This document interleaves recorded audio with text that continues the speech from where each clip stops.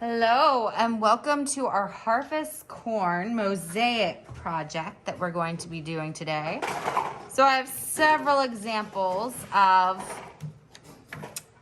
they're actually Indian corn or flint corn here. And we're going to be making a mosaic, which is a collection of pieces glued together, often cemented together. In this case, they're just glued with glue to make like a fractured image. So I thought that this ear of corn kind of reminded me of these. Oh, let's get the glare off there. Corn kernels. Have you ever seen these types of corn around this time of year? No. You've never seen this kind of funny colored corn? So this is Indian corn or flint corn, which has a variety of different colors. You could even sometimes find blue in the corn kernels. And it's very common around this type of year that people would decorate with this type of corn. So for this project, you are going to, let me get this guy out of here, have a piece of brown paper, a stencil, a glue stick, scissors, and pencil, which are in your pencil caddies. You're also going to have pre-cut husks and pre-cut squares of different colors of paper that we are going to use for our mosaic pieces. Often mosaics use glass. In this case, we're going to use paper. I don't know if you remember, but in kindergarten, one of your very first projects ever was a mosaic apple. So this is kind of very similar to that. So the first thing you're going to do after you get your supplies is you're going to take your stencil, you're going to place it on your brown paper, you're going to take your pencil in one hand, and with your other hand you're going to hold your stencil in place. And I'm going to trace around and put your name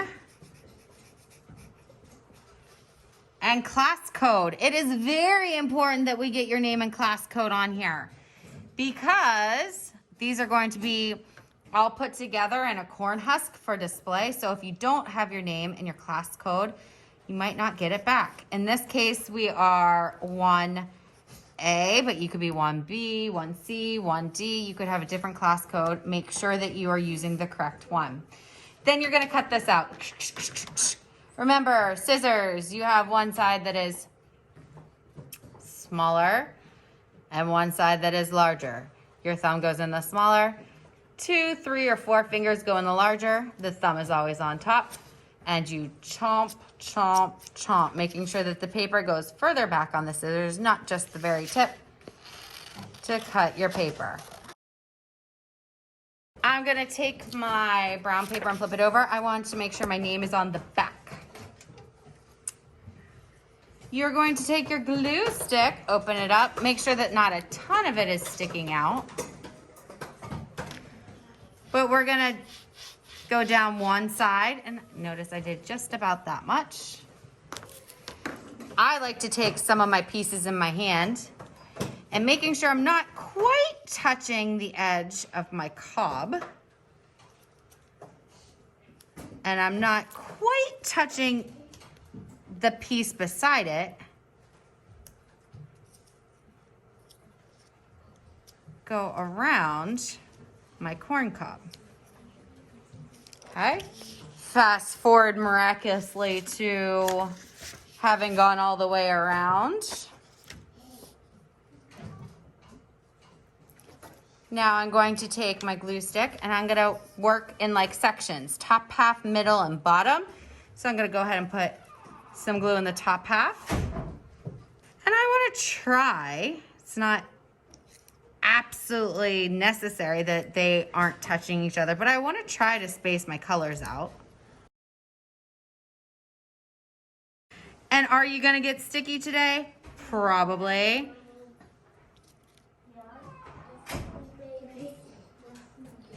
I don't know if you're noticing what I'm doing here. Yeah, I know what you're doing. But it's a little trick I'll show you. Now, do I want you to be super sticky icky? No. But I filled this area in. Let me zoom in some. I filled this area in, right? I'm gonna take my finger and just have a little bit of glue. And I am quickly, come on, picking up my pieces and putting them right on there just by touching them. Almost like my finger's magnetic. It's not magnetic, it's just gluey, huh? Yes. It is. But it works really good. Yeah. Do you have to do this? No. No. Can you do this? Yes. All right, look at how fast I'm going here. I'm almost to the end.